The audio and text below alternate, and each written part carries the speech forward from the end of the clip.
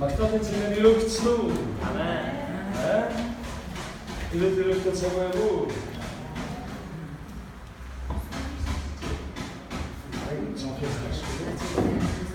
нөгөө засвар хийж байгаа шүү дээ. Айгуу сайн хийж авсан байна. Тэгэхээр чамд хийж байна.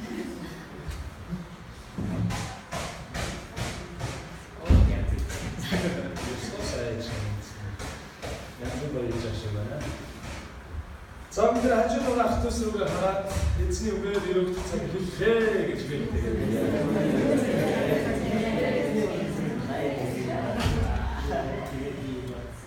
Үгийн цаг хэлгээс өмнө та сургаалт төгс 15-23 дугаар шигийг уншиж өгье. Сургаалт төгс 15-23. Онож хэлсэн хариултанд хүн бүр баярладаг. Цагаа олсон үг нь юутай сайхан бэ гэсэн. Тэгэхээр өнөөдрийн үг яг л танд цагаа олсон үг шиг зүгсдэглийг тань цатгаж, бодол санаа амьдралыг тань дүүргэх болдог байна. За тэгээд өнөөдөр бид ямар сэдвээр үгийг хуваалцах вэ? Урам зоригийн талаар. Урам зориг гэж бүгдээр хэлдэг. Урам зориг. Хажуудлахаар хараад урам зориг гэж. За бүгдээ хавчхан залбираа эзний үгийн төлөө. Их эзэн минь танд баярлалаа. Таныг магтахын сайн цагийг өгсөн баярлалаа.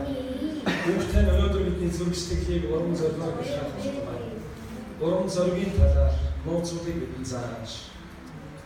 Танаас өгсөн хинч булаач, хинч нурааж үлч чадах. Үргэлж бидний зүрх сэтгэл амьдралыг манд дүүргэж хөглөх. Урам зоригийн үгсээр өнөөдөр биднийг та юуж тэр үгээр бидний зүрх сэтгэлийн самбат та сэлэн бичиж өгөөрэй. Бидний эзэн аврагч Есүсийн нэрээр залбирлаа. Амен. За, дэд хол номын 3 дугаар бүлгийн 27-28 дугаар эшлэгийг бас уншиж өгье. Энэ дээр маш хүчрхэг хоёр өдөртөгчийн талаар гарч байна. За, эхний өдөртөгч нь бол Мосе. Израильчуудыг 450 жилийн турш боолчлогдсон байсан Египтийн даргалаас чөлөөлсөн. Хоёр дахь өдөртөгч бол Мосегийн даргалдагч Йошуа. 40 жил цөлөөр дагуулсан ард түмнийг Канаан нутаг буюу сүм багаар бэлгсэн сайн сайхан нутаг руу дагуулах үр хариуцлага хүлээсэн залуу өдөртөгч. За Мосе Йошуа хоёрын эцсийн уулзалтын цэг дээр нэг ийм үг мөнхийн эзнээс Мосед хэлэгдэж байна. Дэд хууль номын 3 дугаар бүлгийн 27-28 дугаар эшлэл. 40 жил Синайн цөлөөр 2 сая гаруй хүн намтай үндэснийг дагуулсан Мосе Йошуад үр галбаа өгөөд тэгээд Йошуа тэр үндэснийг дагуулан сүм багаар бэлгсэн. Маш гайхалтай сайн газар руу дагуулж орохын өмнө болсон гэрээ. Ингэж хэлсэн байна. Эзэн Дискаулын оройдоос чөлөөтэй мөргөн зүүн баруун хоош өгшөга шилтэн. Тэр газрыг өөрийнхөө нүдээр хар. Учир нь чи энэ Йордан голыг гатлах ёсгүй. Харин чи Йошуад тушааж түнд урам зориг хүч чадал өгөөе. Учир нь тэрээр энэ ард түмнийг тэргүүлэн Йордны гаталж чиний харах тэр газрыг үндэстэнд өвлүүлэн өгнө гэсэн. Эхэцэн Мосед ямар зүйлийг хэлсэн гэхээр энэ уулын орой дээр гараад Йошуа ард түмнийг дагуулan орох тэр үндэсгэлэнтэй газар нутгийг олж хараа гэж хэлсэн. Тэгээд юу гэж хэлсэн гэхээр ард түмнийг тэргүүлэн манлайлж явах Йошуа буюу залуу үе болсон дараагийн өдөртөгчаа өрөөж урам зориг өгөөрэй гэсэн. Урам зориг. Зүрх сэтгэлийн хөглөх, баярлуулах, тогтоох, түгээр барахгүй тэр газар нутгаар Израилийн ард түмнийг дагуулan их эзний амлсан тэр газар нутаг руу дагуулж явах Йошуад урам зориг өгөөрэй гэсэн. Тэгэхээр өнөөдөр би та нарт урам зоригийн тухай ярих гэдэг. Өнөө цаг үеийн Йошуа нар буюу энэ цаг үеийг түүчээж яваа. Яг энэ цаг үед их эзний төлөөлөг энэ газар нутаг дээр амьдрах Монгол үндэсний итгэл найдар болсон хүн танд урам зориг өгдөг гэж хэлэх гээд байна гэсэн. Хажуудлах руу хараад та бол энэ цаг үед Бурханаар өгсөн өрөөл байна гэж хэлээ. Та бол Монголын найдар байна гэж хэлээ. Энэ газар нутгийг өрөөлсөн согн байна гэж хэлээ.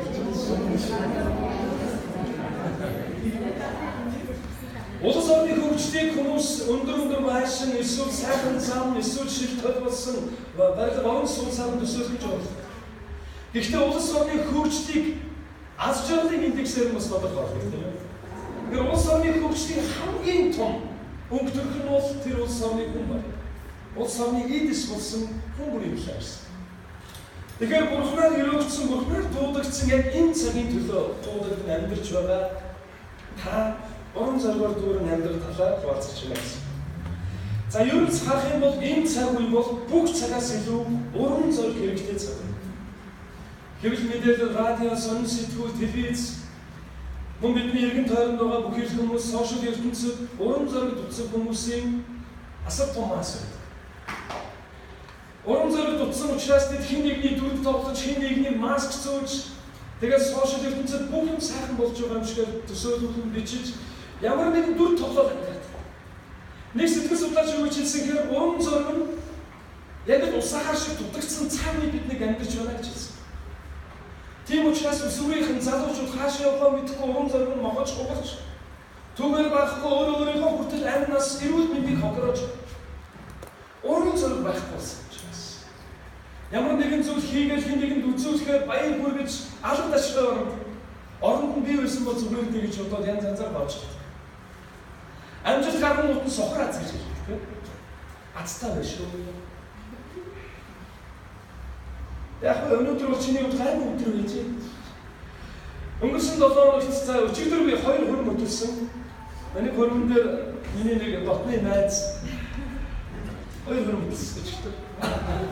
Өглөө 10 цагаас 11 цаг гэж байна. Нүсэн хөрөнгө байлаа тийм.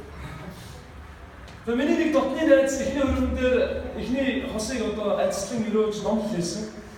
Тэгээ тэр найз маань юу гэж хуваалцж байсан бэ гэхээр эхний нөхөр би энд уран зориг өгөх тухай ярьж байсан. Тэгээд өнөөх найз маань амьдрал нь бас нэг түүхийг ярьж байлаа. За тэр түүхийг би танарт ярьж өгье. Найз маань төрсөн өдөр болгоноор орой гэртээ ирэхэд эхнэр нь ямар нэгэн газраас жүүрөөр юм уу батлагаас хамгийн гоё гэсэн тортыг аваад гоё ширээ засаа тортон дээр нэг өөрийнх нь тоогоор одоо эсвэл тоотоолаа эсвэл тооггүй ингээд нэг хаанууд үлж тавиад асаагаад хүлээд өгч. Оролдонгууд нь боо юм болоод агаар ташаалт нөө тортыг хүлээгээд ийм болдог байжээ. За нэг удаагийн төрсөн өдрөөр гэртээ ирсэн. Нилээн ажилтаа явж байгаа ядраад ороод ирсэн чинь дөнгөж 2 нас өнгөрч байсан, 3 нас өнгөрч байсан жоо бодон гүйж ирээ. Аа ээж тань тост хийшээ штэ гэсэн. Тэгсэн чинь нөгөө 6 7 өрсөн байсан охин хурж ирсэн. Нөгөө дүүгийн хамыг татснаа. Ээж хэлж болохгүй гэсэн штэ гэх. Тэгсэн чинь нөгөө оо гэсэн яваад гэсэн. Тэгэн мод нөгөө найз маань ч гэсэн сонсоогүй юм шиг тэгэл явцсан. Нөгөө охин ч гэсэн хэлээгүй юм шиг яваад байна. Тэгээд тоогонд орсон гоё ширээ засцсан байна торт наалаа. Тэгээд бүгдээрээ сайн хоолон мэдээлэл байсан чи галт байгааноос ихнэр happy birthday to you гэж торт байлаа. Тэгээд орж ирэл ихнэр нь юусэн жоохон санаа зовсон юмстай. Миний хайраа би нэг торт хийж үзээд тэгээд жоохон царай муутай болчихлоо. Тэгээд нөгөө тортоо өмнө авчирсан гэдэг. Тэгээд нөгөө найз маань нөгөө тортыг харсан чинь царай муутайгаас авцсан байсан гэдэг. Хамгийн өөдрөгөр харах юм бол томруулсан чокопай байсан ч гэдэг. Тэгээд нөгөө найз нь хаман дээр юу гэж харж ирсэн гэхээр миний найз нь гоё чокопай хийсэн байж тэгээд бичгээд байсан гэдэг болохгүй. Тэгснэ хэлгээ болоод зүгээр залгицсан гэнэ. За тэгээд юу болсон гэхээр тортоо зүсэл хийсэн чинь амар гоё амттай байсан гэдэг. Тэгээд нөгөө торт ирд ингээд хэлмэжтэй байсан. Чи ямар гоё торт хийгээ. Ямар орц орсон бэ гэдэг. Тэгсэн чинь ихнэр нөө гурлаарсан, шоколад орсон, тэгээд одоо карамел орсон, юу орсон гэж баахан орц ярьсан гэдэг. Тэгм гот нөхөргүй гүнийг өөр орц амтагдаад байна. Аа юу л тийм ванила шугар орсон. Гүг бүр өөр хамт амтагдаад байна. Юу лээ гэдэг нэг бодсон юм. Тэгм гот нөгөө найз маань хэлсэн. Яг энэ тортыг амссан чинь хай хүндэтгэл бүр нэг сэтгэл зүрхээ зориулж хийсэн тийм амт байна гэсэн чи ихнийхэн нулимс хэлгнэл явцсан гэдэг. Тэгээд тэр цагаас хойш нэлээд олон жил өнгөрч байгаа гэж шүү. Харин тэр цагаас хойш ихнэр нь төрсөн өдрөөр дандаа тоол хийдэг болсон. Гэхдээ одоо жүүр батлагаас янз янз бейкрүүнээс бүр давсан торт хийдэг болсон гэдэг.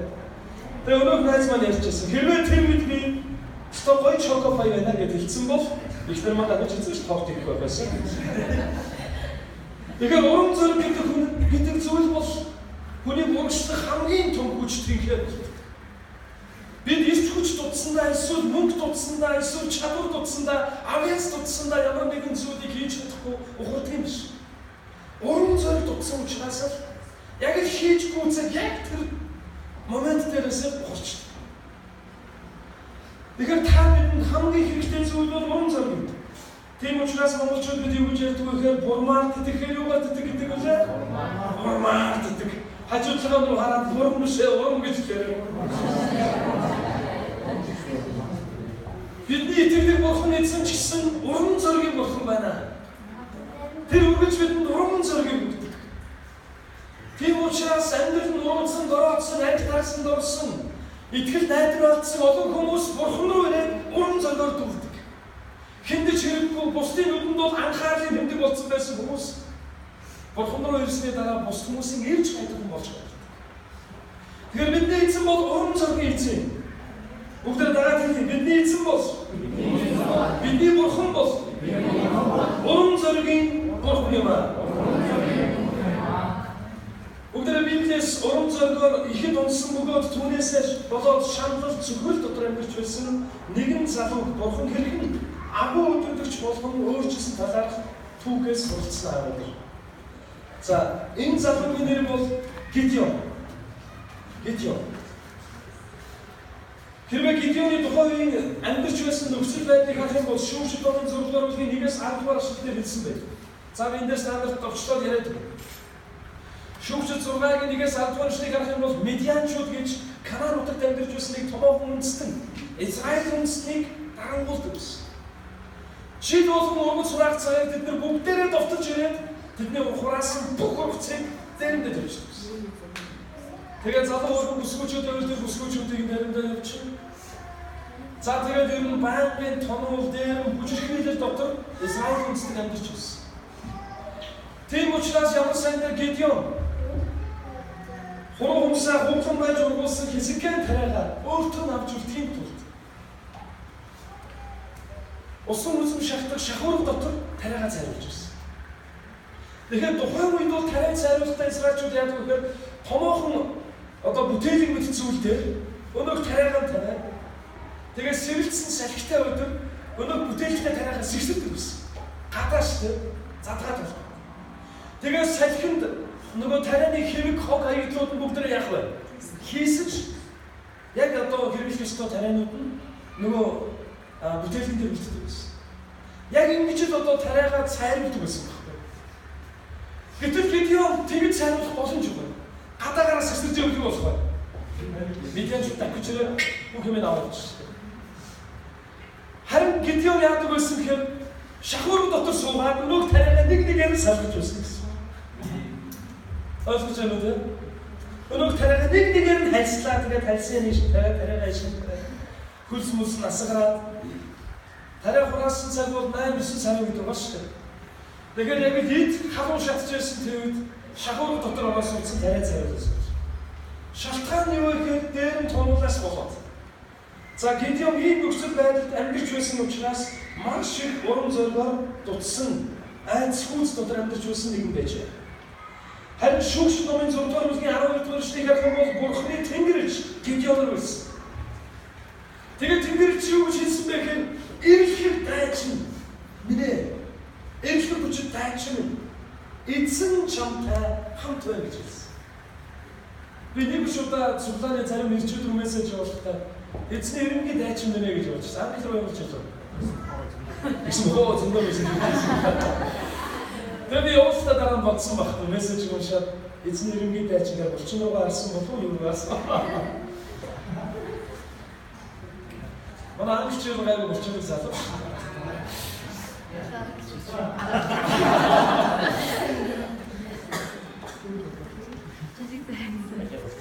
Харин Гидеоны нөхцөл байдлыг харвал энэ бол гойдцсон байсан байхгүй. Итгэхэд бэрх үг байсан. Эзэн Гидеоныг юу гэж дуудсан гэхээр эрхэх хүчтэй дайчин минь эзэн чамтай хамт байна. Энэ үгэн дотор харах юм бол Гидеон хандсан 4 чухал ёроолыг эзэн. Чи бол эрхэх нэгэн гэж хэлсэн. Үүндээ бол Гидеон сэргээр юу байсан бэ? Хулчгар нэгэн байсан. Мөн Гидеоны хүчрхэг байсан. Гидеон сэргээр хэн байсан бэ? Сул дорой байсан. Өргөжлүүлээд харуул Гидеоныг дайчин гэсэн. Харин Гидеон муутаж байсан. Тэгвэл харин дөрөв үг нэг чухал байсан. Эзэн чамтай хамт. Би сул дорой байна уу, хулчгар байна уу, эсвэл би нуугдаж байна уу гэдгээс үл шалтгаалan, миний нөхцөл байдал ямар байна уу гэдгээс үл шалтгаалan хэрвээ эзэн бидэнтэй хамт байвал бүх зүйл бидэнтэй хамт байна гэсэн. Харин эзний хэлсэн энэ харин бүгд Гедеон юу гэж хариулсныг бүгд харъя. Шүүгчд номын 6 дугаар бүлгийн 13-16 дугаар эшлэл. За анхаарал таашаа хамтдаа. Гедеон хариулна. Эзэн минь ээ. Хэрвээ эзэн бидэнтэй хамт байдаг юм бол яагаад энэ бүх зүйл бидэнд тохиолдсон бэ? Бидний өвгдөөс эзэн бидний гэгээтээс авцарсан шүү хэмээн бидэнд хуучилсан. Түүний тэр бүх гайхамшгууд нь хаана байгаа бэ? Харин одоо эзэн биднийг орхиж Медианы гарт өгчээ гэхэд гэсэн. Гедеоны хариултыг харуул бас 4 зүйлийг хариулсан. Эхнийх нь яагаад ийм зүйл тохиолдоод байгаа юм бэ гэж гомдсон. Тийм биз? Бурхан бидэнтэй хамт байгаа бол яагаад ийм байгаа юм бэ гэж. Хоёрдугаар нь Бурхан хаана байгаа юм бэ гэсэн. Бидний гэгээтээс чөлөөлсөн Бурхан хаана байгаа юм бэ гэж хэлсэн. Гуравт нь эзэн биднийг орхисон гэж хэлсэн. Харин дөрөвт нь дайсны өгсөн гэж хэлсэн. Эзэн Гедеоныг урамшуулах гэдэг. Гэтэл Гедеон нөхцөл байдлаасаа эзэнд хариулсан. Түүний хариултууд бүгдээрээ сүрсэн. Бид заримдаа ийм нөхцөл байдалд ордог. Бурхан минь. Миний амьдралд асуудал бэрхшээл байна. Та хаана байгаа юм бэ? Яг ингэж бодохдоо бид Бурхан биднийг орхиод явсан юм шиг. Эсвэл Бурхан биднээс арай хол. Тэгээд өөр хэн нэгэнтэй өөр явж байгаа юм шиг байна. Харин эзэн өөрийн үгнээр юу гэж хэлсэнгээр би чамайг хизээч өгсөн байна. Орхохгүй гэсэн. Бурхан амлснаасаа буцдаг нэгэн биш ээ. Тэр зовлон дундаж гисэн бидэнтэй хамт байдаг. Харин үүнийг Гедеон төлөөлөн ойлгох байсан. Эзэн чамтай хамт байна гэж хэлээд байхдаа Бурхан тэгээ хаана байгаа юм бэ? Яагаад ийм болов? Эзэн түүнтэй ярьж байгаа мөртөө эзэн түүнтэй хамт байгаа нь тэмдэг юм.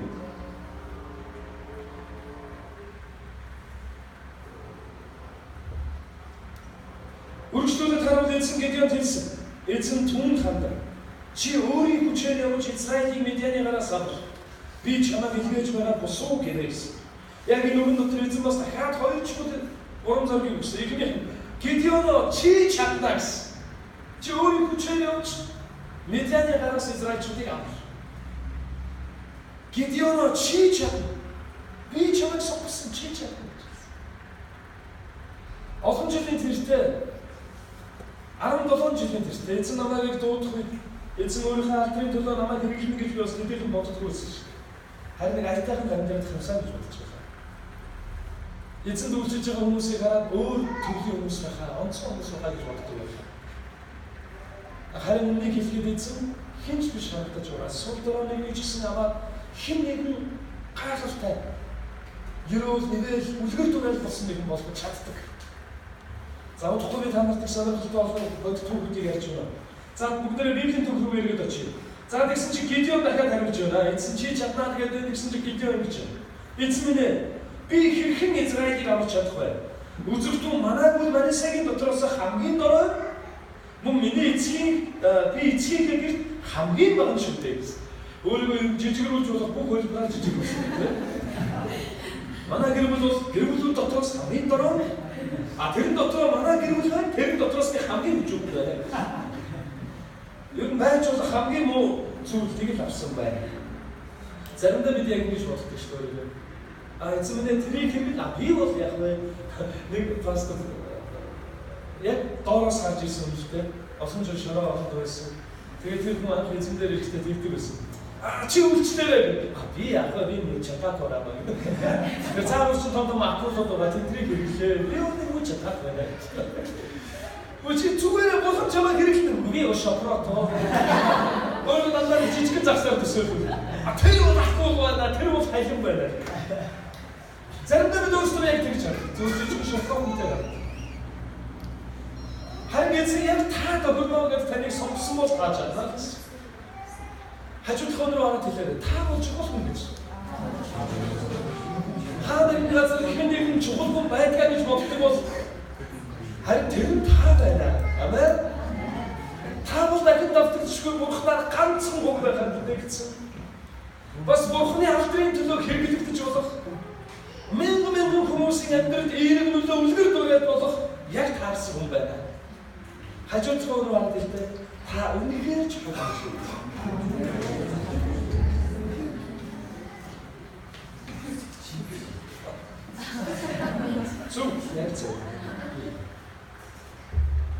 За тэгээд эзэн Гидеоныг дахиад зоригжуулаад гэсэн чи Гидеон би ийм байна, манай гэр бүл ийм байна гэж жижигэрч болох хамгийн жижиг хөлбөрийг авсан.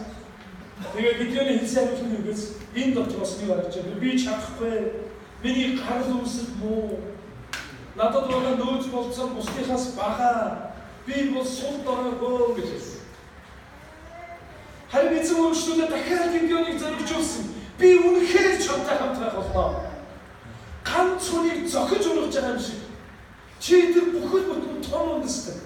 Чиний эсрэг босч байгаа хэдэн мянган цэрэг дайчтай хаяа хязгаараа хэлсэн тэр үндэстийг чи зохиж ургана гэж хэлж. Медианыг чи ганцхан хүн зохиж авах мэт дийлэх болно. Яг энэ дотор эзэн дахиад Гидеоныг зоригж үзсэн. Би чамтай хамт байна. Би чамд хүчийг өгнө. Тэгээд чи ялтаа гэж хэлсэн. Амен. Үр дүнд нь юу болсон бэ? Гидеон сэргэн босож урам зоригоор дүүрч дайсныхаа эсрэг тулалдаж урам зориг сэргэн дайснаа дарж дархан цолоо мандуулснаар энэ өндөрлөлтөө. За би нэлээд олон бүлгийг сайн яриад дуслаа шүү танарцаа. Гэхдээ Библи уншдаа тэр хэсгийг хасаад байгаа. Яаж уншсан? За энэ түүхээс бид нар 3 чухал зүйлийг сурч байна. Одоо яг сурах ёстой 3 чухал зүйлээ харах гэж.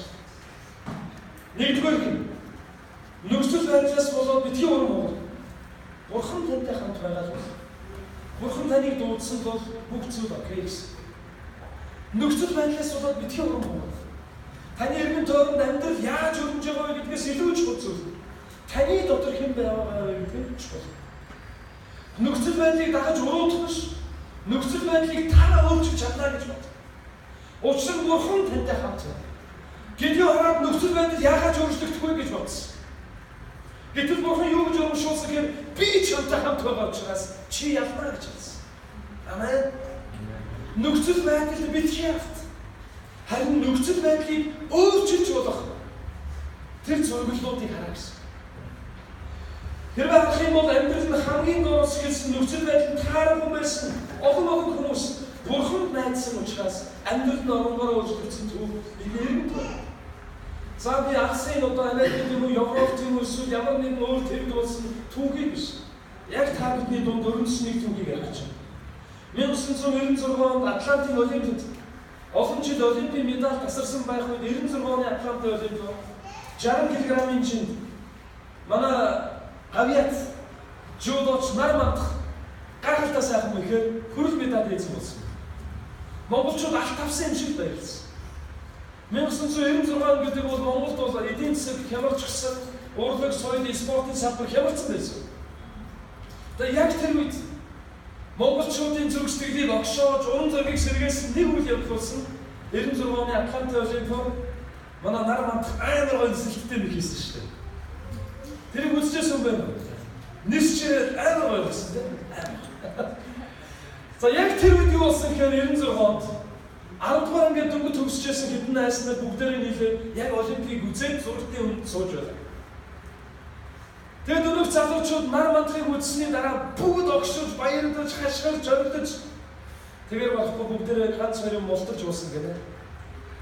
За тэгээд дараа нь юу болсон гэхээр өнөөх телевизээр суужсэн залуусууд дотроос нэг залуу би ерөөсөө бүх болгоо шийдсэн. Нар мандахын тэр гайхалтай нэг хөрөл медалийн эзэн болсон тэр барилдаанаас болов. Тэгээд өнөөх залуу маань Багнуур дүүргээс Улаанбаатар хот руу шилжиж ирээд бие тамирын дэдэд шалгалт өгөөд тэгээд бие тамирын дэдэд багш тасгалжуулагч ангид орсон. 96 97 он гэдэг бол Монгол яг их хямралын үе байсан. Картын бараанд орчихсон. Тэгээд 97 онд бол маш олон одоо хоригдлууд шоронд өлсөрлөгөөр өгж байсан. Нийт хоригдлуудын бараг 30-40% шоронд өгсөн байсан. Хоол байхгүй болсон учраас өлсөж өгсөн. Тэгээд тэр үед хоол байхгүй учраас майнтын хоригтой өргөд тагтаа нисэж байхад тагтааг харгаж унгаж идэв. Дээр нь ямар ч хоол байхгүй учраас хулган идэж болох бүх юм иддэг байсан. Тэгээд тэр үед Батбаатар гэж нэх байсан. Одоо эзэн эдгээр пастор болсон. Шорон майнтын хоригод болохоор түүнийг муур Батбаатар гэж хожигддаг. Муур шиг өсөрдөг зовлтдог учраас биш. Өлснөөсөө болоод муур барьж аваад амьдаа зулгаж идчихсэн. Тэгээд түүнийг муур Батбаатар гэж хожигдсон. Тэр үед 97 онд бие тамирын дээд сургуульд багш тасгалжуулагч ангид сурж байсан 5 оюутан бүгдээрээ бэр чадал намтагдсан бас барилдаж байгаа учраас би хаана нэлээд Тэгээ одоо өөрийнхөө мэдэрсэн нэг 5 залуу юу болсон гэхээр мөнгө олохыг шийдсэн. Сургуульд ороод 1-р курс. Тэгээд яаж мөнгө олохыг шийдсэн гэхээр бүгдээрээ ерөөсөө зэвсэглээд мөнгөтэй газар дээр ирсэн. Ингээ мөнгөтэй газрыг судалсан чинь колонк гэж. Бензин колонк. Өнөөдөр бензин колонкийг дээрэндээ маш хурдан явуулж байсан. Тийм учраас эхлээд машин дээрэнд нь дараа нь дээрэмдсэн машинаар колонк дээрэнд байж. Ингээд өнөөдөр залуу 5 залуу маань калибр буу аваад зэвсэглээд тэгээд хавуулаад такси бариад таксины жолоочийг боож унгаагаад хүлээд багажнд нэгээд колонк дээрэмдсэн. Дараа нь жолооч машинаас нь гараад машины шатаад 7 колонкийг зэвсэглээд дээрэмдсэн. Одоо хөгжил хууль сахиулгын сургууль болон цагдаагийн академид Монголын анхны зэвсэг төрөлцдийн бүлэг дээр нь ирэх гэсэн одоо хичээл дотор энэ кейс орж идэг байна. Жишээ гэж. Ингээд юу болсон гэж өнөөдөр залуучууд маань 7 колонк дээрмсэн дараа баригдсан. Тэгээд бүгдээрээ бүлэг дээр нь иргээр хэрэгэн цаагдаад 7 жилийн явтайгаар 100 арагийн шанх төлөнтэй байх ангид шилжсэн. За тэр чанга төлөнтэй байх ангид шилжсэний дараа 97-98 онд шоронгийн их өсвөлнгийн үеэр өнөөдөр 5 залуугийн 2 шоронд нас барсан. Өсвөлнгөөс. Харин 3 залуу тэмцэн янз янзаар явсаар тэгээд тэр 3 залуу дотроос нөхцөл байдал үнэхээр дороодсон. Хүүхдээ эргэх, мөнгө төрөх, хоолн битгээд өөрсдийнхөө өдрийн хоолыг яа гэж байгаа учраас аав ээж нь эргэж очих олон жил болчихсон. Тэгээд зүрх сэтгэл дотор нь ус санссан, хорсон, гомдсон, тийм сэтгэлтэйгээр 2003 онд шоронгоос гарсан. Харин 2003 он шоронгоос гараад нийгэм бүгэлдээ хямарчихсан, мөнгө төрөх байхгүй, ажлын байр байхгүй, өнөөдөр залуу маань танкны харгаж надад мэднэ өстэй тийм. Танкны хараг гэдэг нэг дамгаас том голцсон өссөн, наран тулцах дээр аригтад хэвдэж байсан. Яг ингэж аригтад хэвдэж байх үедээ эзний сайн мэдээс. Нөхцөл байдал бол хурж болох хамгийн дооцогтой ажил. Тэгээд тэр дооцогоос би яаж амьдралыг гэрэл гэгээд харж амьдрал маань өөрчлөгдөх вэ гэдэг талаар яаж төсөөлөд өөрчлөгдөх боломжгүй байсан. Гэтэл юу болсон гэж? Их эзэн итгэсэн. Эзний дагалдагч болохоор шийдсэн. Бүх зүрх сэтгэлээ бурханд өгч миний чамд хүч чадлаар чи дайсан чинь болох медианчуудыг эзэлнэ гэж хэлсэн Гидеонд хэлсэн үгтэй адил. Миний чамд өгөх хүч чадлаар чи муу зуршлуудаа ялан дийлж амьдрал чинь сэргэнэ гэсэн бурхны үгэнд итгэж амьдрал оронгоор орчлогдсон. Өнгөрсөн 7 хоногт тэр залуу надад уцаар ирсэн. Хаанаас вэ гэхээр Америк нэгдсэн улс Флорида мужаас уцаар ирсэн. Одоо тэр Библийн сургууль сурч байна 2 жил. Шоронгоос хараад эзэнд итгээд дараа нэг сайхан бүсгүүдэд танилцсан. Эзнээс миний эхнэр болгож өгөөч гэж гуйсан. За тэгээд өнөө бүсгүүдэд үерхсэн гэр бүл болсон 2 сайхан охинтой. 2012-оос 2016 онд хүртэл ерөнхий сайдын хажууд байдаг хувь хүний хөгжлийн үндэсний бодлого гэж байна. Хувь хүний хөгжлийн үндэсний бодлогын тэр хэсэгт 7 лектор байдаг байлаа. Тэгээ төрийн албан агч нар болон хувийн хөгжлийн маш олон компаниудад хувь хүний хөгжлийн талаар лекц уншив. Тэр 7 лекторын нэгээр бас энэ хүн ажиллаж байсан. Шоронд 7 жил орчин байсан хүн гэхэд итгэмээр байсан. Харин нэг өдөр юу болсон гэж ерөнхийлөгчийн ажлын албыг хариуцсан дарга дуудаад ерөнхий сайдын ажлын албыг хариуцсан дарга дуудаад тэгээд өнөөдөр залууд хэлсэн. Төрийн албанд шорон оронд ингэж орж бүр зэвсэг дээр нь ирэх хийсэн хүн баян гэдэг зогсгүй юм аа гэж улаан өмнөөр хурааж авсан юм. Тэгээд чи яаж аваад бидний дүн шуурч баа гэж. Харин өнөөдөр залуу шууд гэрчлээ ярьсан. Би ингэж амьдэрсэн. Дараа нь амьдралын өөрчлөлтийг шийдсэн. Ханд итгэсэн. Миний амьдрал оронгоор өөрчлөгдсөн. Харин дараа нь юу болсон гэхээр яг ийм хүмүүс бидэнд хэрэгтэй гэж хэлээд улаан өмнөөр бицаад авсан. За энэ хүн бэ гэхээр гэрэл тод шоугийн пастор Жаргал сайн пастор. Та нарыг хэн мэдэх вэ? Жаргал пастор гэж. Мэдгүй тэр хүнийг надтай хамт оюун нуруу нэвтрүүлгийг бүтэлж байсан. Гүн. Тань ч одоо Игэл телевизэд ноён нуруугийн зөрчилдөд зориулсан цуврал нэвтрүүлэг байлаа. Тэр нэвтрүүлгийг бүтэлж байсан юм байна. Тэгэхээр түүний нөхцөл байдлыг харах юм бол хурж болох, хүн унаж болох хамгийн дооцог тунсан. Гэхдээ их эзэн өгсөн хүч чадлаар, их эзний өгсөн уран зоригоор тэр амьдралын гарч болох өндөрлөө талцсан. Хүмүүс түүнийг тийм амьдралаас гарч ирсэн гэж ярих итгэдэггүй. Тэгэхээр ахтуусан таны нөхцөл байдал ямар байна уу гэдгээс үл шалтгаалаад тантай хэн хамт байгаа вэ гэдгийг бодож үзэх. Амен. Нөхцөл байдлаас шалтгаалж амьдралаа битгий дүн. Бид нар Гидеоны түүхээс уулзаж болох ихний чухал зүйл. Бид нөхцөл байдлаас болоод урам хугарч болохгүй. Харин нөхцөл байдалтай автаж бос. Энэ нөхцөл байдал дотор ч гэсэн тантай хамт байгаа Бурханд автаж ялан дээлж ядгуулсан амьдралаар амьдрах хэрэгтэй гэсэн. Хоёрдугаар нь гарал үүсэл болон өөрийнхөө амьдралд өгөгдсөн боломжуудаас болж бусдтай өөрийгөө харьцуулан битгий урам хугаарай. За одоо би танаас нэг сонирхолтой хүний жишээ уншиж өгч байна. Та нарын хүнийг уншаад ихэнгүү таних байх. За хаалгаа сонсоорой. Түүний гарал үүслийг бас түүнд оногдсон амьдрал хувь тавилан бусдынхтай харьцуулбал бүр дутуугаас дутуу гэж хэлмээр тийм. Гэхдээ ямар гайхалтай амьдарч байгааг нэг түүх уншиж байна. Николас Войчич гэж сонсч байсан. 1982 оны 12 дугаар сарын 4-нд Австралид төрсөн. Харамсалтай тэрээр төрөлтөө төрөлхийн хөгжлийн бэрхшээлтэй бөгөөд 4 мөчгөл төрсөн. Та нар зөвхөн 2 бол баг. 4 мөчгөл. Багтаа өөрийн энэ байдалтай нэлээд сэтгэл санаа зовдөг байсан тэрээр энэ байдалтайгаа эвлэрч эрүүл хүнээс тутгааргүй амьдрах болсон. Нэг эхэцэнд итгэсэн, хожим нь Христийн сүмд пастор болсон. Ингээд залуу үеийнхэнд эхэцний үгийг дамжуулан сургаал хайрлсан алдартай нэгэн болсон. 2012 онд нэг гайхалтай нэгэн бүсгүйтэй гэрэлсэн Канае Мяхаратай гэдэг эмэгтэй. За тэгээд 13 оны 2 дугаар сарын 14-нд нэг хүүтэй болсон. Харин 13 оны 2 дугаар сард хүүтэй болсон бол одоо түүний үзэсгэлэнтэй эхнэр 2 хүүгээ бас төрүүлсэн байна. Ингээд 2 хүүхдээ аав болсон. 2 гаруй. Нэг нь Сербийн цагаачдын гэр бүл төрсэн бөгөөд төрөлтөө 4 мөчгүй 2 хуруутай ганцхан тавхаатай төрсэн. 2 хуруутай. Нэг тавхаатай тэгээд тэндээ 2 хуруутай.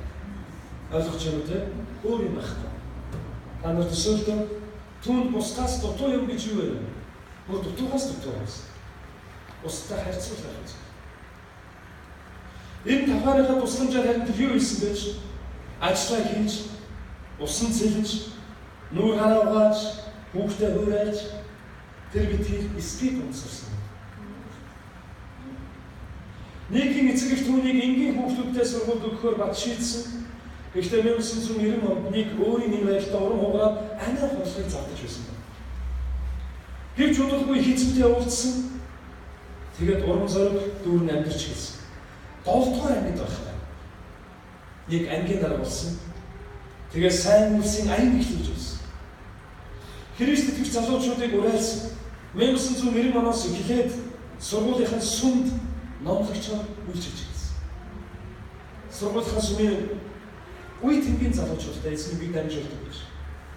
Энэ үед Life Without Limits гэх бүлэгмийг байгуулсан. Ингээд 2005 онд оны шилдэг Австрали залуугаас шалгаж ирсэн. Оны шилдэг Австрали залуугаас. The Butterfly Circus гэх хөгжлийн бэрхшээлтэй хүний талаар кино тоглож байсан. Нэг дэлхийн 24 гаруй орноор аялаж, номлол хийж, амьдралын үндсийг бусдад дамжуулдаг гэж. Урам зориг мохсон, амьдрал хүсэл төрүүлгөө болсон, өсвөр насны залуучууд гээд үе үеийн хүмүүс амьдрах ямар сайхан бэ гэдгийг номлож хаалцдаг юм болж. 2010 онд өөрийн анхны номоо бичсэн. Харин энэ ном дэлхийн бестселлер болсон. Энэ залууд ямар боломж олцсон бэ? Хэрвээ бусдаас арай дутуу юм бол энэ өгч үлдэх түн зогхгүй. Тэр бүх зүйлээрээ дутуу байсан. 2 гаруй 2 хөл.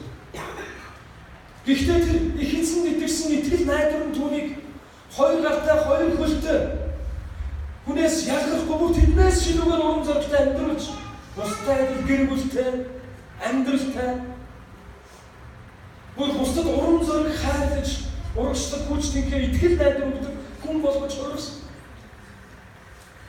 Тэгвэл танд ямар их боломж байгаа юм? Эрүүл чирэг биетэй төрсөн доо тань асар их нөөц. Харин бид нар бусдад байгаа боломж надад арай дутуу байна гэж гомдлож урам зориг могож хугарч байна. Хэрвээ та хийж эхлэх юм бол эцэг ажилсан нэгний өрөөнө гэж хэлсэн амлалтынхаа дагуу гарын үсийг тань өрөөх бол. Амен. Хажууд байгаа хүнийг рүү хартаа бусдад байх ёстой бүх зүйл байгаа үстэй. Зарим бүр амар давхраа тамд байгаа юм. Надад давхраа байхгүй юм би бас гомдлоо шүү дээ. Тэр ахтус Гидеон яг ингэж гомдлсон. Миний гэр бүл манайсаа дотроос хамгийн бүжиг. Тэгээд юу гэсэн бэлээ? Би өөрийнхөө гэр бүл дотроос хамгийн сул байгаа юм. Үнэхээр хэлэхэд Гидеон асар олон зүйл байгаа гэдгийг эзэн түнд ойлгомжтой байсан. Чи чадна гэж энд гоорлуулсан.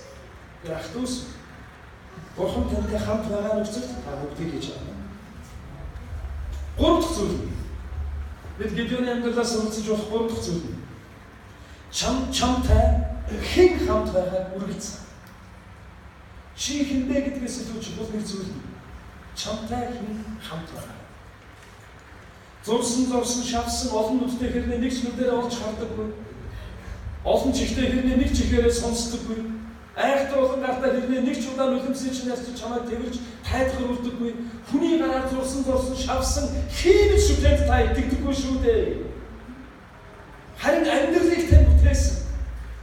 Энэ дэлхийд амьдарч байгаа хүн болгонд амьдрах хонжилуудыг хайлж, Тэнгэрээс нарыг мандуул цас бороод оруулж, дүрм мөлөрдийг ээлжлүүлж, энэ орчлон ертөнцийг тогтоон барьж байдаг бүхнийг бүтээсэн агуу Бурхан гэдэг.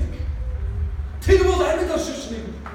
Өөрт нь итгэж найдсан хүн бүрийн амьдралыг өөрчлөн шинжлэж, барьж байгуулж, ерөөсөө байгаа агуу их эзэнт та итгэдэг.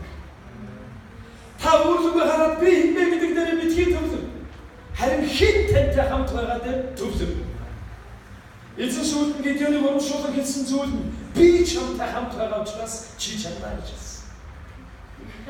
Надад хүчийг өгдөг түгээр би бүгдийг хийж чадна гэж Филиппой 4:13 дээр хэлсэн байдаг. Бүгд энэ ишлэгийг хамтдаа хэлье. Надад хүчийг өгдөг түгээр дамжуулан би бүхнийг хийж чадна. Амен. Эзэнд итгэн найддаг хүн Бурхан ямар агуу вэ гэдгийг үргэлж амсаж амьдардаг. Матай номын 17 дугаар бүлгийн 20 дугаар ишлэлээр нэгэн сонирхолтой үг байдаг. Есүс өөрийн дагалдагч нарт хандаж хэлэхдээ итгэл чинь баг учраас юм аа. Үүнээр би та нарт хэлье. Хэрвээ гिचийн үр төдийх нь итгэл та нарт байвал энэ ууланд хандаад эндээс тийшээ нүүн гэж хэлбэл тэр нүнэ. Та нарт боломжгүй юм гэж үгүй болно гэж хэлсэн. За одоо би та нарт Библиэс бас нэг сонирхолтой номоос уншиж өгнө. За энэ номыг ихлээр би та нарт танилцуулъя. 1987 онд хэвлэгдсэн. Монголд Христийн чуулган байгуулагдахаас 4 жилийн өмнө 1987 онд. За энэ бол яг монголчуудад коммунист гэхэлнтэй Маркс Энгельсийн үзэлтэй байх үед шүү дээ. Тэгэхээр 1987 онд хэвлэгдсэн энэ номны 27 дугаар бодсон дээр нэг гайхалтай түүх байдаг. За энэ ном болохоор 1987 онд хэвлэгдсэн монгол хэлээр орчуулагдсан боловч энэ ном 1280 гаруй оны үед хэвлэгдсэн гэж үздэг. 1280 оны үед буюу 1272 оноос 1289 оны хооронд 17 жилийн турш Монголын их хаан Хувлын хааны хайчууд 17 жил ажилласан Марко Поло гэж хүний аялал үүрэг.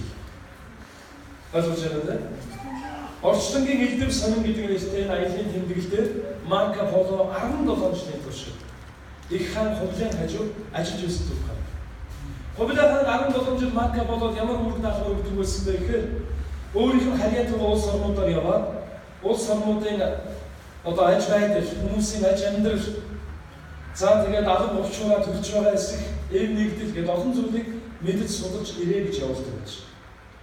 За ингээд Хувлын хааны хажууд ажиллаж байсан Марко Пологийн амьдрал тохиолдсон нүдэрээ үзэж дараа нь Хувлын хаанд очиж ярьсан нэгэн түүхийг би танарт уншиж өгье. Хажууд байгаа нэг баярлалаа та их хувьтай буй юм аа. Хувьтай ажиллах үүссэн. 1272 оны үед, за 1270 оны үед Хувлын хаан Марко Пологийн түүхийг ярьж өгч байсан байж шүү дээ. Одоо танд ярьж өгөх нэ. Багдадд болсон гайхалтай явдал хийгээд нэгэн уулын тухай. Багдад Мосул хоёрын завсарт нутаг болсон нэгэн гайхамшигтай явдлыг та нарт өгүүлсэвэ. За зарим нэрийг та нарт тодорхой Христос гэдэг нь Христ итгэгч нар гэсэн. За энэ дээр гарч байгаа Сарацин буюу Сарацин гэдэг үг нь болохоор мусульманчуудыг хэлж байгаа шүү заа. Тухайн үеийг хэллэгээ. Христос шашинтныг харахаас нүдэн туйлын хорсдог нэгэн калиф. За калиф гэдэг бол одоо Сарацин буюу мусульманчуудын хүмүүсийн бас өдөртөгч хүн байж. Христосыг мэдснээс хойш 1275 онд Багдадд байжээ. Тэр калиф өөрийн орны бүх Христос шашинтнуудыг яахан халан шүтүүлж цөмийг нь Сарацин болох хүлээх хэмээн өдөржин шинжин бодогшин санаашраад за хэрвээ тэд дагаж Сарацин эсбос шалтгаан болж бүгдийг нь хөнөөг санаа өвөрлжээ. За одоо айгуугаар түүх сонсож байгаа юм. За сайн анхааралтай сонсоо. Чингээд Христосийн мөргөлтүүдийг ад үздэг өнөөх муулаа Мөнөөх калиф маань муулаа буюу хамнар каси буюу төлөгч нартайгаа ил хэргийг хэрхэн явуулахыг өдөр шөнөгүй зөвшөлдөж эхэлжээ. Үнэнийг хэлэх юм бол энэ дэлхийн бүх Сарацин нар Христосийн мөргөлт нарыг үзэн яддаг ажээ гэсэн.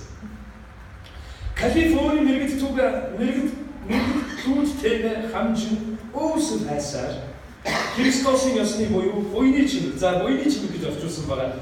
Харин ар дээр нь хаалт дотор Евангели гэсэн байгаа. Энэ бол сайн мэдээний ном гэсэн тийм. Тэгэхээр 80-д онд сайн мэдээний ном гэдгийг буйны чимэг гэж орчуулж байсан. За тэгээ буйны чимэг ном дээр юу болсон гэж буйны чимэг нэрт судрын дотроос хэрвээ Христосийн мөргөлтөн ил шашиндаа гिचийн үр төдийг үнэт сүсэг бишрэлтэй аваас. За саяны Матай 17-г ойлгож байгаа. Тэдний бурхан тэд бурхан тэнгэртэй мөргөн залбирх юм бол хоёр уул нийлэн уул цомыг хэмээснийг олж үзээд хоёр уул нийлэн уул цомыг хэмээснийг олж үзээд тэсгэлгүй баярлаж ил бүлэг өгсээр нэгэн бол бүх Христосныг Сарацин болгож болно эсвэл тэднийг хөнөө үгүй хийж болно хэмээн дуу алтан өгүүлжээ. Калиф чингээд өөрийнхөө улс оронд бүх Настарианчууд буюу Якобитчууд хийгээд Христосийн ёсны бүхий шашинтныг үлдээлгүй цөмийг нь зардан хуралдуулжээ. Тэдний хурц ирэхэд мөнөөх буйны чимэг бүхий бүлэг үгсийг цогхон зараад зайн калиф нь ол тэр орон нутгийг захирч ирсэн. Тэгээд уншихыг тушааж агнаа. За юу гэж хэлсэгээ та нар нөгөө Матай номын буйны чимэг номынхоо Матайгийн 17-20-ыг гаргаад уншаах таа гэсэн. За тэгээ бүгд гаргаад уншсан. Тэгээд уншсны дараа юу гэсэн гэж энэ цөм үнэн үү гэж асуув. За тийм ээ, түмэн үнэн гэж Христосын шашинтнаар хариулж байна. Тэгт нөгөө калиф Христосын мөргөлтнөр бурхандаа гिचийн үр төдийхөн сүсэг бишрэлтэй бол бурхан тэнгэрийн авралаар хоёр уулыг уулзуул нийлүүлж болдог хэмээн та бүхэн өгүүлж байна уу хэмээн тавлаг асуулаа. Христос чуудаж за яг тийм ээ хэмээн хариулжээ. Өнөө калиф та нар зөвхөн Христосын шашинтнаар мөн би та нарыг одоо сольж сугай хэмээгээд та нар олуулаа. Иймээс олны дунд ирхэн шүчүүхэн боловч сүшиг бишрэлтэй хүн лав ганцын төдөлж олдохгүй цай. Тиймээс та нар тэр уулыг нүүлгэн хөдлөлтөө хэмээгээд ойрхон нэгэн уулыг зааж хэрвээ эс чадвал та нарыг хүүс тэмтрэн хайр найргүй өнөө гэлээ. За хэрвээ одоо манай төр захиргааны удирдлагууд хүрчээд бүх христчүүдийн богино уулын үр цуглуулаад буйны чимэг номынхоо 17 дугаар бүлэг Батагийн 17 дугаар бүлгийн 20 дугаар эшлэгийг уншаад уншаад дуусны дараа энэ богино уулыг рүүлгээд Чингэлтэй айхантаа суулгачаа. Хэрвээ ингэж чадахгүй бол бүгдийг шиг үст өдрнэ гэж яах вэ? Та нар Матай 17-г итгэж байгаа юу? Уул нүн гэдэг чинь энэ чинь зүгээр зүйлэл хэлээгүй. Хоёр уул нийлж уулзмаа гэсэн байна шүү дээ. За одоо бүгдээрээ сонир болоод байна шүү дээ. Асуусан. Заавчлуулаа түүх юм шиг юу болсон гэж? Эс чингвэл та дээр нэг юугаар уншиж байгаа шүү дээ.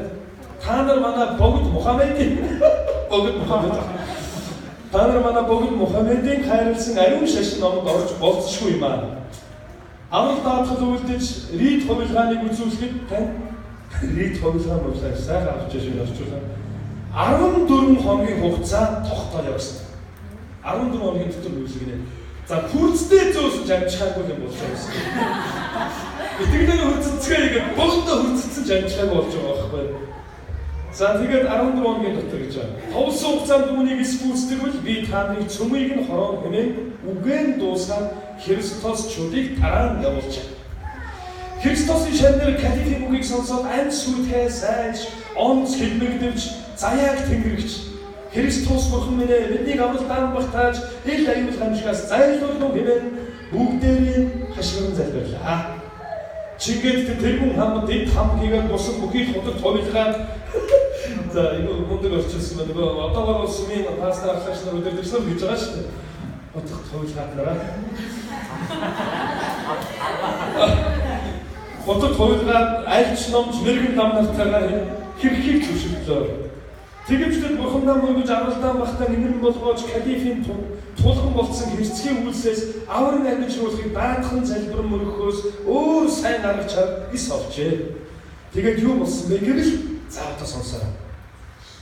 Түүнээс Христос шүлсэн бурхандаа өдөр шөнөгүй залбирэн сүсэлж нүүрлсэн үхлээс гэгээр аврын гэтэл гэж хишиг хүртэхийг бурханаас гуйлаа. Хишиг хүртээх гоё явчихсан байх шүү. Чингэж олон Христосын эр имээр хөгшин хөвөөгүй цогоороо хурал ном хийж 8 өдөр 8 шин мөргөн залбиран даатгал үлдэж байдаг. Нэгэн харин явдалтанд ав. Сүүн нойрондоо Бурхны тэмдэглэж сахиулсан ирж өнгөр өгүүлрүү. Чи цаад хөрөөсөн нүдтэй боч, өрөөсөн нүдэндээ боч гинэ. Тэр хүн уулыг хөдөл түгээ хэмээн айлдвал уулас даруй хөдлөн хэмээж гэсэн. Тэр өрөөсөн нүдэд бол гуталчин хүн байжээ гинэ. Тэнд амьдарчулсан гуталчин. Тэрвээ нэгэн ухууртай бөгөөд ариун явдалтай голч шударга нэгэн аваа. Тэр хүн өдөр алгасгүй мацгийн самаар сахиж, үдийн мөргөлөөр сүмд очиж, уян санаж, бусдад тусалж, талах тариагаар өглөг өргөн Бурхныг даган амьдардаг хүн ажээ. Түүний явдал маш цэвэр ариун бөгөөд ойрхол хаанаас ч юу тийм хүний эс олдог. Олохоор хүн ажээ. Түүний сахил санаарын ёсонд ариун явдалд чин сүсэг тавигмаагүй хүн болохыг гэрчлэх нэгэн явдлыг өгүүлсвэ. Завсны өөр зүгээр боллоо. За сонсоо их сонирхолтой бол өгүүлэх. Тэр хүн буйны чимэг нэртэй судар уншиг олонтоо сонсвоо. За дахиад одоо сайн мэдэн шүү дээ. Чиний нүдэн чамайг өдөөж нүгэлд өдөрдвөл чи түүнийг аягнаас нь бүлт цогон гаргаж тэрсэлвэл сайн намайг нүгэлд дагалтгаан зогсмоо хэмээсэн ажээ. За энэ яг ингээд орчуулсан байна. Харин Библи дээрээс харуул Матай номон дээр байдаг нэг үг байна. Хэрвээ нүд чинь чамайг бүдрүүлэл ухаан хайсан дээрээ. Санж нэг үгийг. За бүхэл бие чинь тамд хаягдсанаас нэг нүдгүүгээ мөнхийн улсад орсон дээрээ. За энийг бол бид зүүрлэл маягаар хэрэглэдэг те. Нүдээ хамгаалаа гэж юм гэж. За тэгсэн чи өнөө хүн энийг уншсны дараа юу болсон гэж нэгэн удаа тэр гудалчныг нэгэн гоо усчлан ийн ирж. Түүнээс гудалдан авъя хэмээсэн.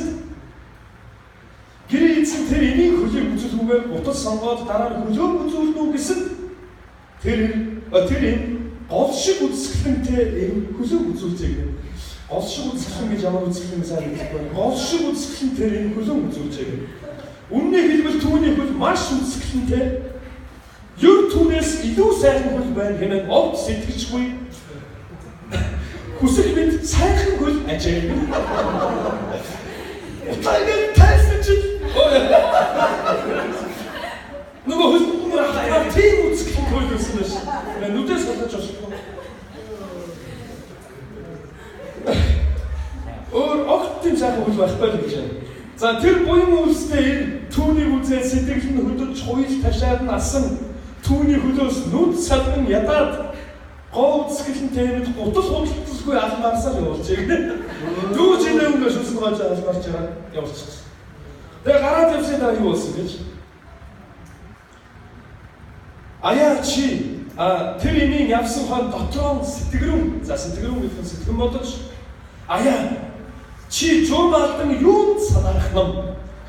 Чи урган тэрслэгч буюу намайг өдөөж хуйл тачаад дуудсан нүд чамайг цээгүүл захиртаа хэмээн шүүг авч ирлээ. Өрөөснүүднийхээ цэцгийн тус нэвт хатгаж аягнаас нь сох малтаж гаргаад тэр үл нэг нүдэнд сохруулж ирв. За Библиэст шууд хэрэгжүүлсэн байгаа. Хэрвээ ингэж хэрэгжүүлвэл энэ одоо нүдтэй хүн байх уу? Би нүдтэй болно гэж юм бол гараа өргөе. За нүдтэй сохруулж.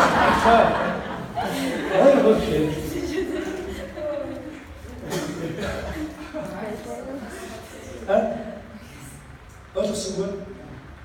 Яг энэ үгийн дагуу хэрэгжүүлэх юм бол одоо ямар нэгэн байдлаар нүдэрээ гин үлдээгүй хүн байна уу гэж яахгүй. Гэж яахгүй юу? Айнуу. Сад би юу болсон гэж удалчны өрөөс нь сохорволсныг та нарт сонсох ийм бүлгөө. Олыг барьж өчгөл тэр ариун явдалт өгөөмөр сайн аж ахуй. Одоо түрүүчийн өгүүлж байсан зүйлдээ нэрэн ор сугай. Зад би юу болсон гэж хам замд чингэж сүлдэндээ үзсэн нэг бус удаа үзэгдлийг үзээд хам зүудэндээ тийм олон удаа үзснээр Христосын шашинд нарт өгүүлсэн Христост нар цөмөөрөө тэр удалчныг дуудахыг утгатаас гуйжээ. Түүнийг дуудуулбал хурж иржээ. Чингэж Христосын шашинд нар цөмөөрөө Бурхан Тэнгэртэй залбиран уулын хөдөлгөөийг даатхан мөргөж хайрлуу гэмээр түүнээс гуйвал хам болоод бусад олон Христосны үгийг тогтоон сонсоод тэр удалчин өгүүлв. Би тийм ариун утгыг олсон хүн бишээ. Миний залбиран даалгасан төдийх нөөл эзэн тэнгэр хийгээд ялгуулсан Бурхан эзэн тэр авгаа гайхамшиг бүтээх гэж юу хэмээжээ. Тэгвч Христос нь үйлэн хайран байж юу чадвараа Бурхан тэнгэр даатхан залбираад үлдэхийг түүнээс дахин гуйжээ. Чингээд юу болсон бэ гэвэл зөвхөлтгүй усны эцэст удалчин тэдний хүслийг бүлээн дагаж мөнхийн тэнгэр Бурханд залбиран даатахыг зөвшөөжээ. Болцсон хугацааныг нь тулжээ. Христосын шашинтан эрен хөгшин хөвөөгөө цөмөрөө эртлэн босцохоо тэд цөмөрөө бүгд одооч үдийн мөргөл үүлдэн эзэн тэнгэртэй залбир даатгал хийж дуусаад нөгөө уулын орой тэгш тал руу одон замаар гэлбэрцгээжээ. Чингэгтэй аврам гэдгийг загалмаа юугаа удаан залаад олон Христосын цөмөрөө тэр талд чуулжээ. Тиймгүй мөрөөхөн тэгш талд бомон илүү Христосын цөм Бурханыхаа загалмайг өмнөө нь залаад хуралдан цугласан ажээ. За түүхийг ойлгож байна уу? За яваалаа цаашаа тийм. Христос нар уулыг хөдөлгөж чадахгүй хэмээн нуттай. За энэ өстөө мэдхгүй байна. Гочны л орчуул байна. Нуттай гэсэн кадет хийгээд бүх олон сарацын хүмүүс Христос нарыг тонлохоор аль эрт бас тэнд ирчгээд байжээ. Христосын шашинд нар хөгшин хөвөөгөө цөмөрөө заяаж тэнгэртэй чин сүсгээрээ бишрүүлж асуу дотроо ширвэтэн айж бэрхшээсээ ажээ.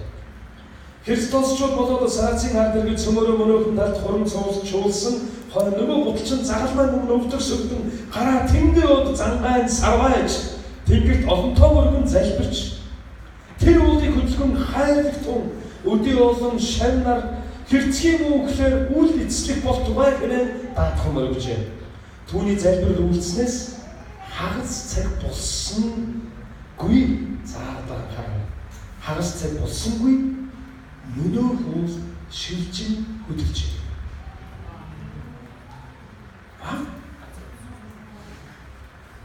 За дахиад сонстоо. Түүнийг залбирснаас хагас цаг болсонгүй. Хагас цаг болсонгүй гэж энэ минут байна. 30 минут хагас цаг шиг. 30-аас гадна шүү. 15 минут ч юм уу тийм. Хагас цаг болсонгүй мөнөө хоол шилжин хөдөлжээ. Үүнийг үзсэн калиф болоод сарацын нар ихэд гайхан зочиж даруй автагдсан олноороо Христосын шашинд орж Христосчууд болсон бөгөөд калифт нь Христосын шашинд ороод хүзүүндээ загалмай зүүж явсан түүнийг надсан эцэлсэн хойно сайн илэрч олдсон сарацын нар түүнийг бусад калиф нартаа зөв нэг тул тавьсангүй харин тис суур газар оршуулсан ажгүй. Тэр гайхамшигт явдал ийхүү төгсчээ. Амен. Гайхамшигт. Энэ хаан болсон түүх байна. За, үннийг хэлэхэд бол энэ Монгол болсон түүх гэсэн. Яагаад гэвэл Багдад тэр үед Монголын газар нутгийг гэсэн. Ховлын хааны эрх мэдэл дор буюу их Монгол улсын нэг хэсэг Багдад байсан. Тэгвэл Монголын харьяат байсан Багдад хотод болсон энэ гайхамшиг. Монголын их хааны чихэнд сонсогдож энэ нь эзний сайн мэдээ болж иж. Үүнээс хэдхэн жилийн дараа юу болсон гэж Ховлын хаан зарлаг илгээж Ромын католикчуудын тэргүүн болсон гол номлогчоос Монгол руу суун номлогчийг илгээх хүсэл тавьсан. Суун номлогч. Тухайд дайны үйл явдлаас болоод 100 биш 10 орчим номлогч Монголд ирж Библийн үнэн сургаалыг газар сайнгүй зарлан тулгарсан түүх байдаг.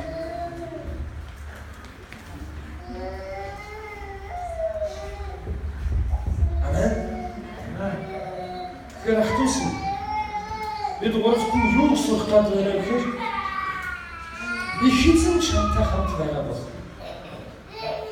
та хинбэ танд ямар нөхцөл байдал байгаа, танд ямар боломж авьяас чадвар байгаа вэ гэдгээс үл шалтгаалan боломжтой болгодог эзний үг хүч чадаар дамжуулан та ялан дээрж ялгуулсан амьдралаар амьдрал хийх болно. Бидний эзэн уулыг хөдөлгөж, усыг цалгуулж, өгсөн нэгнийг амьлуулж, хараагүй нэгнийг хараатай болгож бүх хүн албаар гайхмаар гайхамшгуудыг үлддэг эзэн.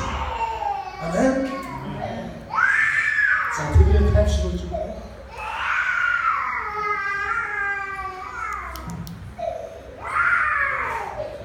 Луг 18-27 шүлэг гаргаж өгөөд заяа. Луг 18-27. Бүгд энэ шүлгийг хамтдаа уншия. Хамтдаа чангаар уншия. 18-27 Луг. За бүгд чанга уншиж хамтдаа. Нэхэрийн Бурхан Есүс хүмүүст боломжгүй зүйлс Бурхан боломжтой гэвэ гэсэн. Амен. Хажуудаа өндөр бараад хэлж өгөөрэй. Хүмүүс боломжгүй зүйл Бурхан боломжтой гэж. Ром 10:11-ийг харж өгөөрэй. Ром 10:11. Ром 10:11 хүрсэн. За энэ шүлгийг бас дахиад хамтдаа чангаар уншия. Учир бичвэр түүнд итгэгч ичгүүл орохгүй гэдэг гэсэн. Хажуудлын дараа дахиад хэлж өгөөрэй.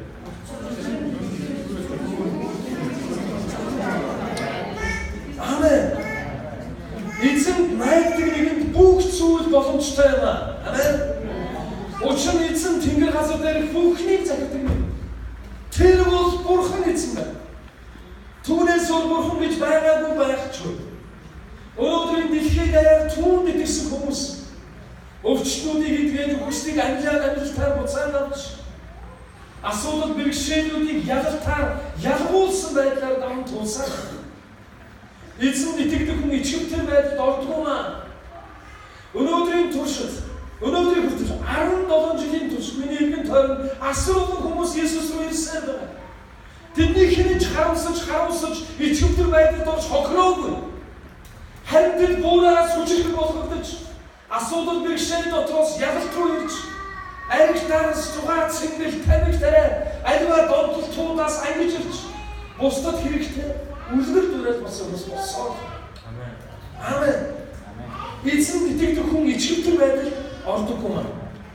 Тэгэхээр бид Гидеоны түүхээс сурч болох гурав дахь зүйл нь тэр эзэнд итгэсэн. Тийм учраас Бурхны гайхамшиг авсан ч Медианчуудыг ялан дийж ялгуулсан амьдралаар амьдарч дайснаар дарж яасан бэлээ гархан цолооманд болсон байна. Амен. Яг л сайн бидний орчнгийн элдв сонин гэдэг энэ номон дээрээс уншсан түүх шиг Бурхан бидний найдсан хүн ичгүүл байдалд ордог. Бурхан бидний сургацтай зүйлээр эзэн тантай хамт байгаа гэдгийг үргэлж эзэн Гидеоныг зоригжуулалтаа би ч хамтаа хамт байна гэж хэлсэн.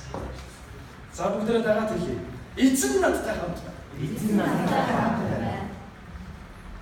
За дахиад хэлье. Надад чадвар дутаж болно гэж хэлье. Авьяаснаа хүрхгүй байж болно. Санхүү дутуу байж болно. Гэхдээ Бурхан надтай хамт байна. өчигдөр байдал ордоггүй маа. Бурханд боломжгүй зүйл гэж байхгүй. Надад хүчийг өгдөг түүгээр би бүхнийг хийж чадна. Амен. Бүгд суулгасаа босоод хэлсэн юм нэрийг.